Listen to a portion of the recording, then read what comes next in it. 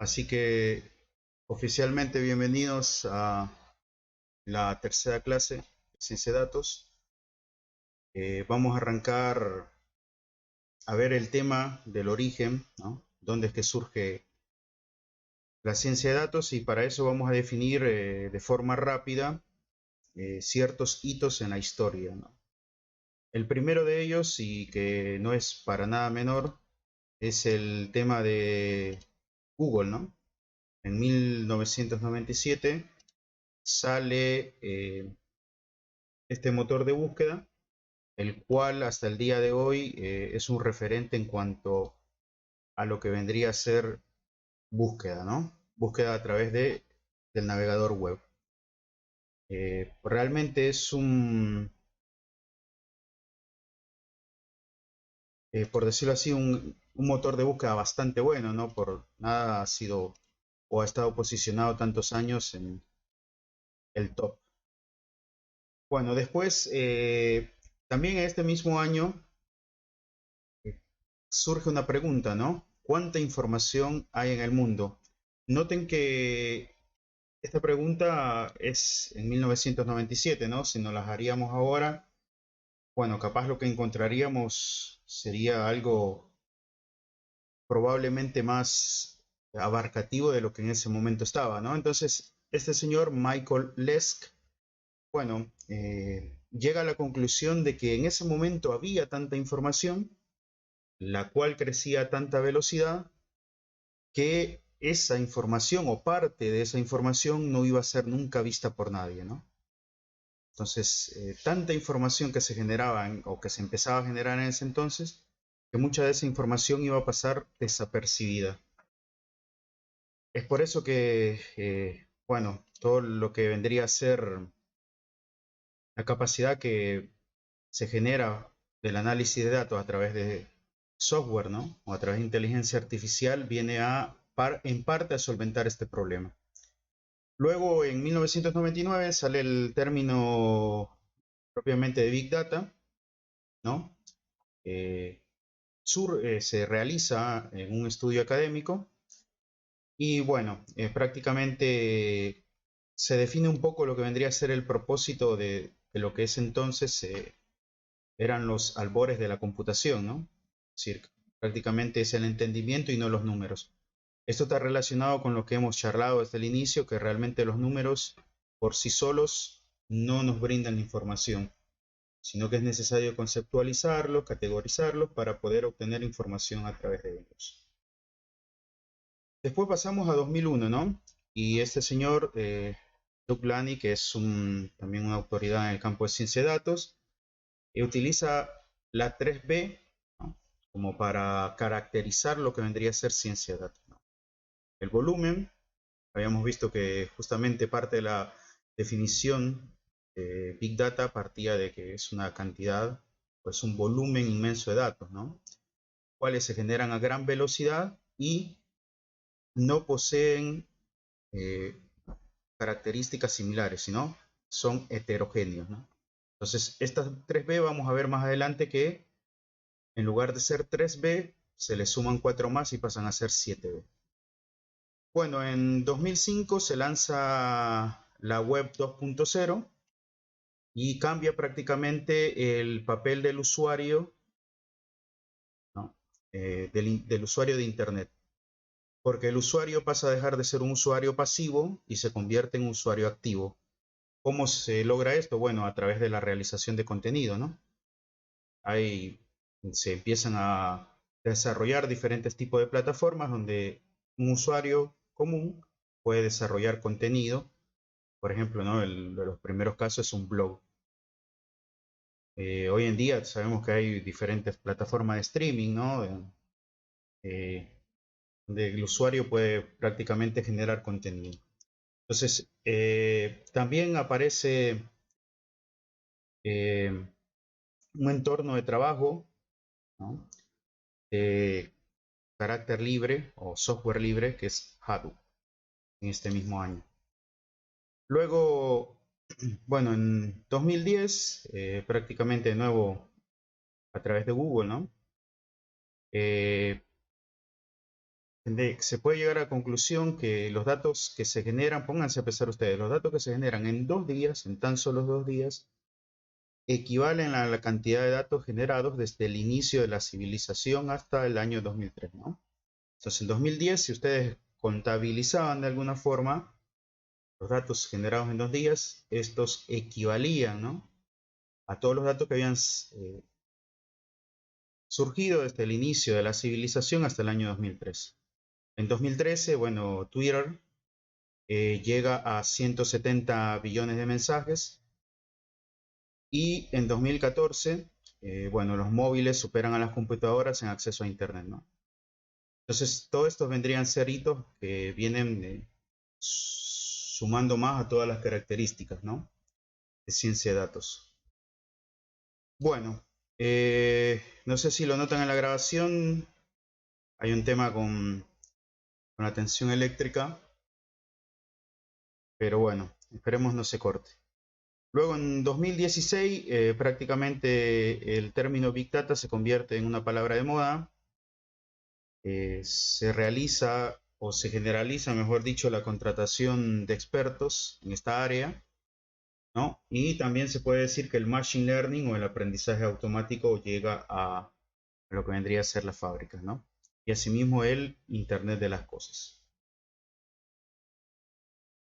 En 2017 podríamos también hablar sobre el hecho de la utilización de ciertos dispositivos inteligentes en la vida cotidiana, ¿no? Por ejemplo, podemos ver para el monitoreo de la actividad física y de ciertos parámetros, como por ejemplo puede ser el pulso cardíaco, ¿no?, los latidos por minuto, también el recorrido, una determinada actividad en cuanto a kilómetros, ¿no?, o pasos dados. También para lo que es la navegación, ¿no?, se empieza a utilizar. Y además para el control de otros dispositivos, por ejemplo, esto es domótica, ¿no?, término acuñado para el control de ciertos dispositivos, como puede ser el más común quizá de ellos es la TV, ¿no?, controlarla a través de un dispositivo móvil. Bueno, entramos al tema de conceptos. El concepto de Big Data es algo que venimos repitiendo, ¿no?, clase a clase. Son grandes volúmenes de datos, proceden de diversas fuentes y que habíamos dicho que tenían la característica que son generados a gran velocidad y debido a lo no homogéneos que estos son, se vuelve difícil procesarlos, ¿no? Bueno, después podríamos definir la ciencia de datos o data science como el proceso que analiza esos datos y a través del análisis de estos genera predicciones, ¿no?, los cuales sirven en la toma de decisiones. Ligado a, o mejor dicho, dentro de unas ramas de lo que, o de las herramientas que utiliza la ciencia de datos, podríamos definir la inteligencia artificial, que básicamente consiste en algoritmos que lo que pretenden es emular el proceso de cognición humana, ¿no? Es decir, la forma como los seres humanos aprendemos, ¿no? Sabemos que en las diferentes etapas de la vida aprendemos de diferentes formas y en cada una de ellas son diferentes sentidos los que entran en juego, ¿no?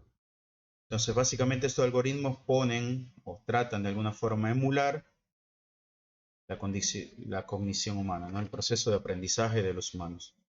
Entonces, habíamos dicho que es una herramienta que utiliza la ciencia de datos. Ahora, una rama de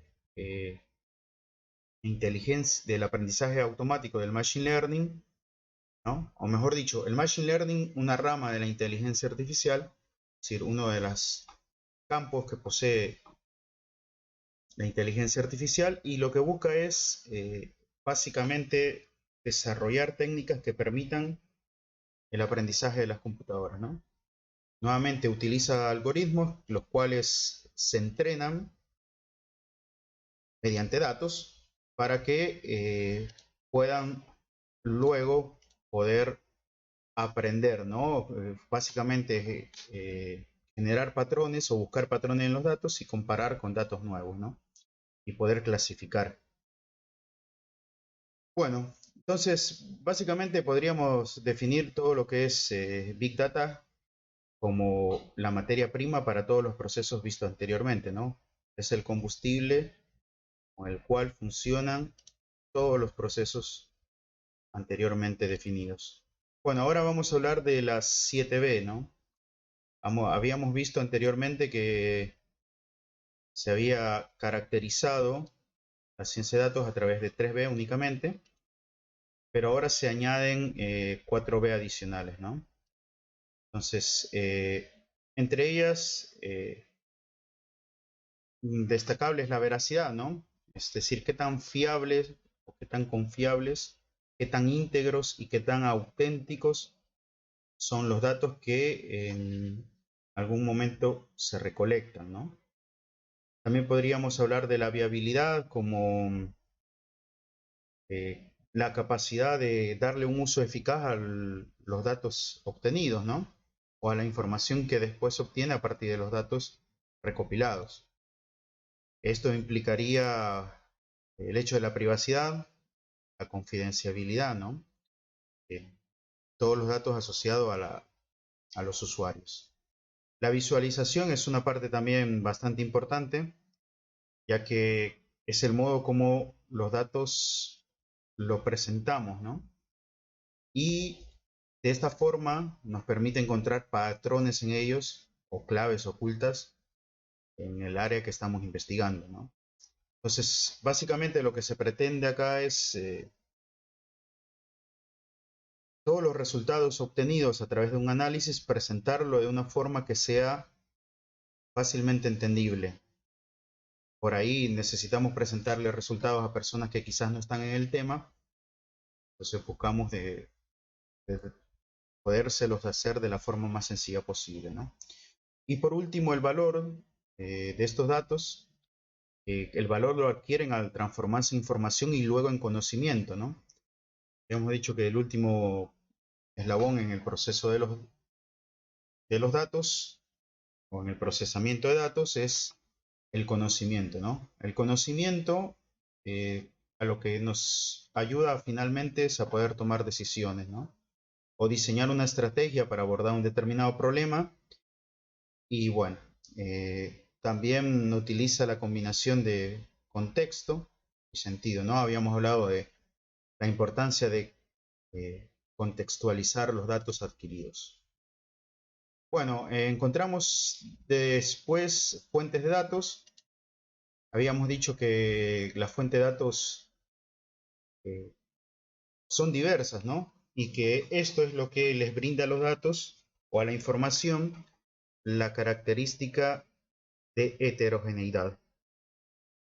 Podríamos básicamente definir tres tipos de datos: los datos estructurados, ¿no? Los semiestructurados y los no estructurados. Bueno, dentro de los datos estructurados se suelen asociar los datos internos a una empresa o datos cuantitativos, ¿no? Y es el tipo de datos con el que la mayoría de nosotros estamos acostumbrados, ¿no? Podemos asignarle a una determinada variable una magnitud física medible, ¿no? Por eso es que podemos decir que son de carácter cuantitativo, porque de alguna forma pretenden contabilizar cuánto se tiene de una determinada cantidad, ¿no? De una determinada variable. La característica de estos datos es que los podemos organizar a través de una tabla mediante filas y columnas, ¿no? Más adelante vamos a ver cuando veamos base de datos que cada columna recibe el nombre de campo y cada fila el nombre de registro, ¿no? Entonces, una característica de estos datos estructurados es que son muy organizados, por lo cual el hecho de procesarla se vuelve un poco más sencillo, ¿no? Están asociados también a lo que más adelante vamos a ver cuando veamos SQL, a base de datos relacionales, ¿no? Sí, básicamente podríamos organizar todos los datos estructurados, nuevamente repito, ¿no? En una tabla de filas y columnas o campos y registros. Bueno, los datos semiestructurados son datos que no se ajustan a un modelo, ¿no? En específico, pero sí pueden llegar a tener cierta estructura, la cual puede presentar también un esquema a veces fijo o rígido, ¿no? Están relacionados con bases de datos no relacionales y generalmente son datos que no podemos, ¿no? En su totalidad organizarlos en una tabla con filas y columnas o con campos y registros, ¿no? Hay diversos formatos para estos datos, como son el formato JSON, el formato XML también, que están estrechamente ligados con base de datos no relacionadas. Y por último tenemos datos no estructurados, que son datos puramente cualitativos, ¿no? Y que al ser cualitativos no se pueden utilizar herramientas y métodos convencionales para el análisis, ¿no? Por ejemplo, dentro de estos datos podemos encontrar todo lo que es texto, video, audio, actividad en redes sociales, por ejemplo, podemos pensar imágenes de carácter satelital, y bueno, así podríamos definir muchos más. Entonces, esto por un lado. Bueno, ahora pasamos a ver un poco lo que es, nos metemos en los datos estructurados, ¿no? Habíamos dicho que también pueden ser considerados como datos internos, internos a una organización, y básicamente dentro de una organización, una empresa, podemos encontrar, o podríamos dividir básicamente en cuatro áreas, ¿no? Una de ellas es el departamento de ventas, ¿no? Es prácticamente bastante esencial para definir lo que vendría a ser la rentabilidad de una empresa, ¿no? Entonces, a través del departamento de ventas podemos obtener datos como pueden ser los ingresos, qué tan rentable es un producto determinado, diversos canales de distribución, eh, perfiles de cliente y, bueno, la brecha entre lo que se produce y lo que se vende en el mercado, ¿no? Por ahí podríamos pensar en el producto más vendido según un rango etario o según el perfil de cliente, ¿no? Entonces, los datos generados en ventas pueden ayudar a los propietarios, por ejemplo, de negocios a comprender áreas de fortaleza, ¿no? Y áreas de debilidad, y esto generalmente lo que se pretende es generar un cambio, ¿no? Por ejemplo, podría ser en el tipo de marketing que se le está dando a un determinado producto, ¿no? Bueno, el departamento de finanzas básicamente podemos pensarlo como del cual podemos obtener informes de flujo de caja y presupuestos, ¿no? Informes de producción también, estos tienen la finalidad de detallar cantidades exactas gastadas para poder fabricar algún producto o brindar algún servicio, ¿no?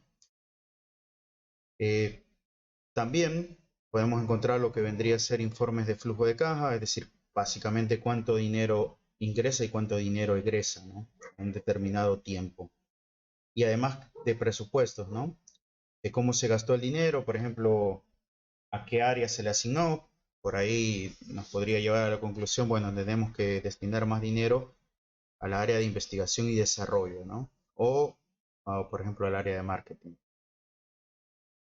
Ahora, dentro del departamento de marketing, bueno, básicamente el departamento que a través del recopilar información que le puede brindar el departamento de ventas de, por ejemplo, el perfil de cliente o el cliente predilecto, ¿no? Del tipo de negocio, puede enfocar todo lo que es la publicidad para captar a estos clientes o para captar nuevos clientes, ¿no?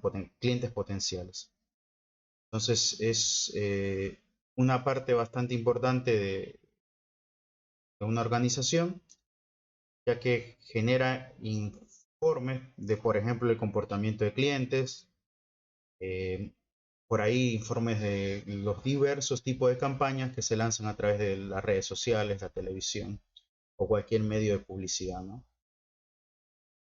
Y bueno, después el Departamento de Recursos Humanos, que también genera datos a la hora de evaluar candidatos, ¿no?, a ocupar un determinado puesto, y también va generando perfiles de los candidatos que aplican a una determinada vacante. Bueno, ahora vamos a hablar un poco sobre la protección de estos datos, ¿no? Bueno, contamos con todos estos datos, pero de alguna forma tenemos que protegerlos, ¿no? Porque sabemos que mucha de esta información es de carácter sensible, con las cuales se pueden realizar muchos tipos de fraudes, ¿no? Entonces, básicamente podemos dividirlo en cuatro principales áreas o cuatro medidas para tomar. La primera de ellas es evaluar, ¿no? ¿Y con qué nos referimos al hecho de evaluar, ¿no? Y lo que buscamos es, de alguna forma, hacer evaluaciones de riesgos, ¿no? Riesgos potenciales que pudieran llegar a ocurrir en el caso de una violentación de información sensible, ¿no? También el hecho de evaluar si el personal que está a cargo tiene las habilidades adecuadas, o si es necesario contratar una empresa externa, ¿no?, para el tema de el resguardo de datos. El tema de autenticación en dos factores, eso básicamente todo lo hemos experimentado, ¿no?, al usar, por ejemplo, billeteras virtuales. Y es un tipo de proceso que lo que se hace es solicitarle al usuario que, además de proporcionar las credenciales habituales, como puede ser el DNI, ¿no?, o algún documento de identificación, provean además un código de un solo uso, ¿no?, conocido como token, el cual normalmente se envía a un dispositivo móvil.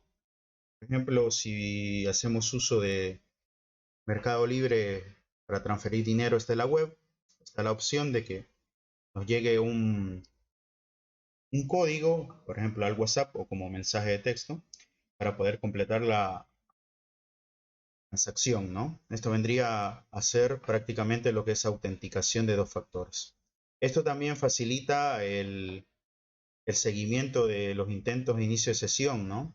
Y por ahí poder detectar actividad poco usual o actividad inusual en una determinada cuenta. Otra parte importante es la de concientizar a los empleados. Irónicamente, la mayor amenaza para la seguridad de una empresa son los propios empleados por el nivel de acceso que a veces pueden tener a la información, ¿no? Es por eso que es necesario hacer uso de permisos para que no todos los empleados estén habilitados a determinadas áreas, ¿no? Luego también un plan bastante importante, porque realmente no vamos a ser inmunes a que en algún momento se violente información sensible, por lo cual es necesario un plan de respuesta a incidentes, ¿no? Es decir, bueno, si sucede esto, ¿qué plan tenemos para poder mitigar los daños ocasionados hasta el momento, ¿no? Aquí podríamos mencionar lo que vendría a ser copias de respaldo o backup. Y bueno, ahora vamos a hablar un poco de fuente de datos que vendría a ser de carácter externo, ¿no? Externo a la organización. Entre ellos podemos definir datos recopilados a través de redes sociales. Bueno, lo que vendría a ser datos generados a través de una API, ¿no? Todo lo que es calendarios, por ejemplo, de determinada aplicación, ¿no? Por ejemplo, si se tiende a almacenar eventos importantes a través de calendarios o valores en la bolsa de carácter bursátil, ¿no? Entonces, todos esos datos tienen la característica, no son solamente estos de acá, ¿no? Son datos de otro tipo de índole, acá se mencionan algunos, que son ajenos directamente a lo que le concierne a una determinada organización, pero que pueden llegar a ser utilizados para un fin, ¿no? Un fin objetivo. Bueno, dentro de fuente de datos externos tenemos esta de acá, el tema que lo que hace es monitorear básicamente los recorridos realizados por las bicicletas públicas, ¿no? Sabemos que dentro de la ciudad de Buenos Aires se dispone, ¿no? En determinadas plazas el hecho de poder hacer uso de bicicletas para desplazarse de un lugar a otro.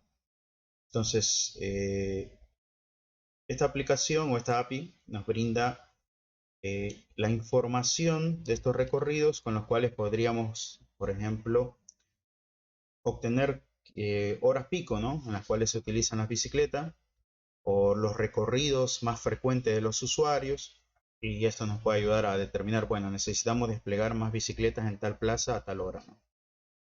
También dentro de datos financieros, ¿no? Lo que vendría a ser la bolsa, podemos encontrar también Bloomberg y Nielsen.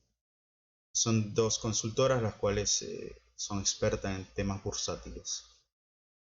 Bueno, vamos a entrar un poco a cómo se usan los datos. Básicamente vamos a hablar de la minería de datos. Para entender la minería de datos necesitamos primero definir el descubrimiento de conocimiento en base de datos, ¿no?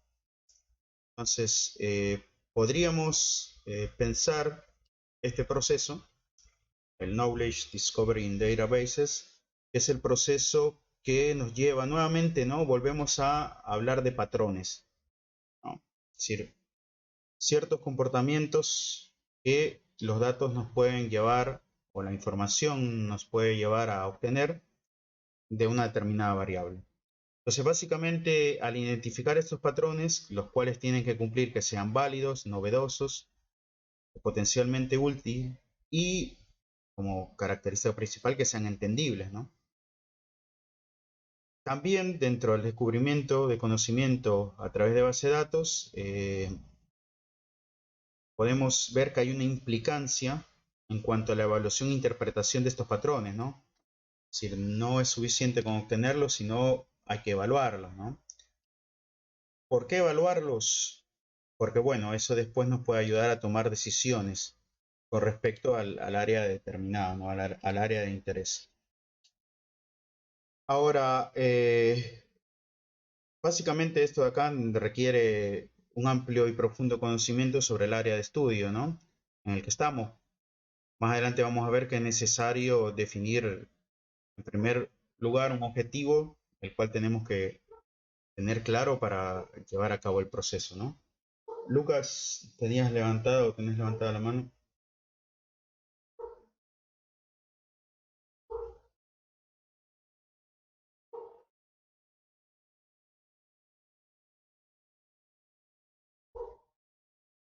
Dos imágenes atrás, para ahí, bueno.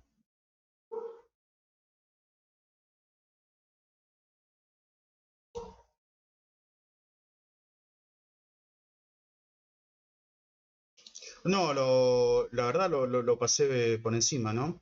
Mira, esto lo podrías resumir como una iniciativa la cual busca ser accesible al público general, por ahí público que no está en la materia, ¿no? Los datos de distintos gobiernos, ¿no? En distintos niveles, por ejemplo, datos municipales, ministerios, gobiernos, instituciones, ¿no? Como por ejemplo el Banco Mundial o alguna determinada asociación, ¿no? Por ejemplo, el gobierno de Estados Unidos tiene una ley el cual o la cual permite el acceso a ciudadanos comunes de cierta información, ¿no? Entonces, esto vendría a ser lo que es iniciativa Open Data. Como que la información, lógicamente esto es una utopía, ¿no? Porque información que sea sensible o que comprometa a un gobierno que esté en poder, eh, difícilmente creo yo que se publique, ¿no? Por ahí saltan después, pero salta de una manera para generar disturbios, ¿no? Claro, o lo que se conoce como ley de transparencia, ¿no? En cuanto a la información. Eso vendría a ser. Bueno, dentro de este flujo, o mejor dicho, del proceso de conocimiento y descubrimiento a través de base de datos, podemos definir este flujo, ¿no? Noten acá que el flujo no es unidireccional, ¿no? Únicamente, es decir, no es una dirección, ¿no? Sino que este flujo puede volver hacia atrás. Si en determinada etapa no estamos conforme con lo que hemos obtenido, volvemos hacia atrás, ¿no? Entonces, prácticamente, el inicio de esto vendría a ser, primero, definir el dominio, ¿no? Es decir, limitar el área de estudio, ¿no? Porque lógicamente no, entre más grande sea el área de estudio, bueno, hay ciertas cosas o problemas asociados, ¿no? A esto. Entonces, definir el dominio o limitar el dominio y además comprender este dominio junto con especificar objetivos claros nos da un buen inicio o un buen punto de partida, ¿no? Entonces, tener claro los límites y los objetivos de lo que pretendemos nos va realmente decir, bueno, ¿qué hacemos ahora? Pasamos al proceso de recolección de datos, ¿no? Entonces, este proceso de recolección de datos lo podemos realizar a través de base de datos, ¿no? Hojas de cálculos o datos en otros formatos. Habíamos dicho que como otros formatos podemos tener JSON, XML también, ¿no? Que son formatos de datos relacionados con base de datos no relacionadas o ligados a base de datos no relacionadas. Bueno, una vez obtenido o hecho la recolección de datos, esto nos puede brindar lo que se conoce como un set de datos, ¿no? Un dataset o un conjunto de datos. Y con todo este conjunto de datos podemos proceder a limpiarlo. Generalmente los datos traen ruido, ¿no?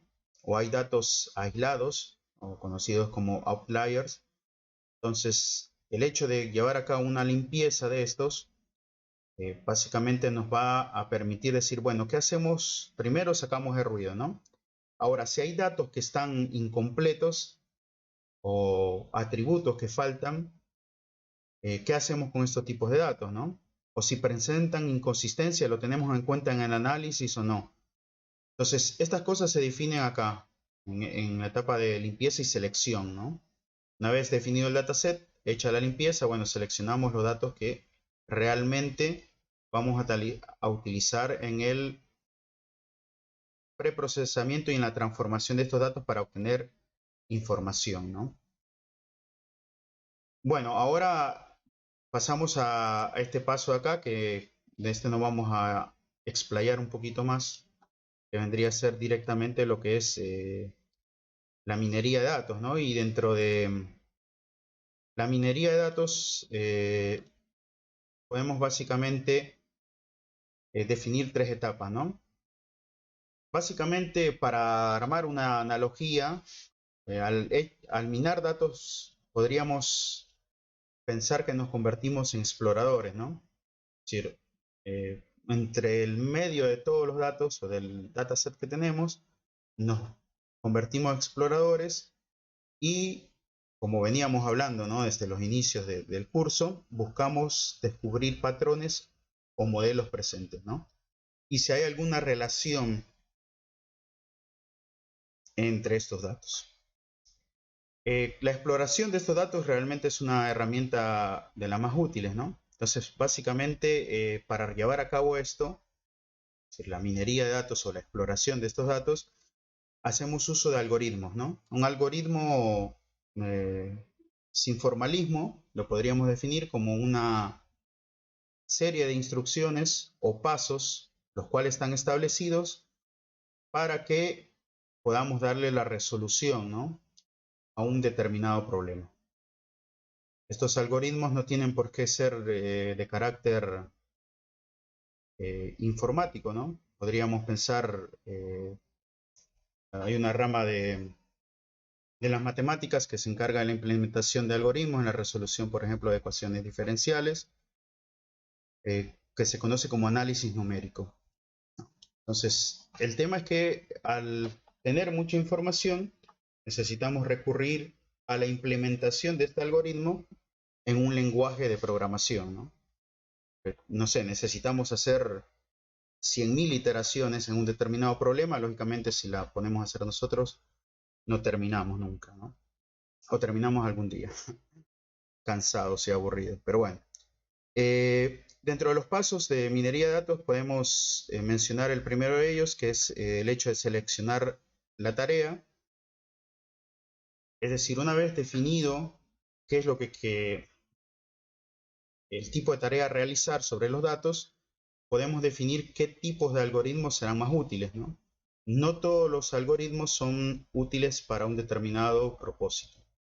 Dependiendo qué es lo que queramos obtener de los datos, por ejemplo, si buscamos únicamente resultados estadísticos como obtener el promedio, la moda o la mediana, por ejemplo, de un determinado dataset, por ahí nos conviene utilizar cierto algoritmo, los cuales la mayoría de veces están implementados en librerías de diferentes lenguajes de programación.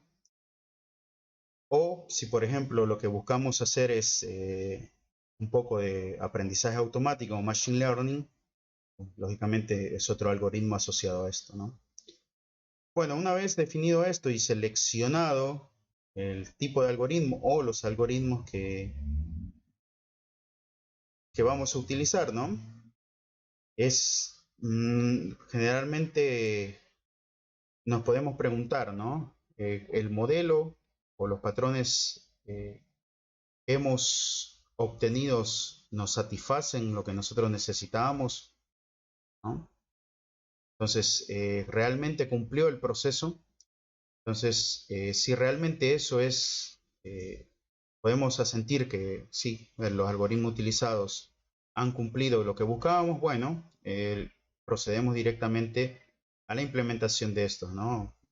Para seguir con el procesamiento posterior de los datos faltantes. Bueno, y finalmente, en esta etapa de acá, en lo que vendría a ser la evaluación e interpretación, básicamente está ligado con lo que vendría a ser la representación, ¿no? Habíamos hablado que el hecho de cómo presentar los datos para poder, de alguna manera, presentar a la gente que no está, por ejemplo, en el tema, conclusiones, ¿no? Conclusiones fuertes en cuanto al análisis que hemos llevado a cabo. Por ejemplo, después de haber procesado determinados datos de productos vendidos, por ejemplo, podríamos predecir que durante los siguientes 2 meses el dato más vendido, o mejor dicho, el producto más vendido va a ser tal producto, ¿no?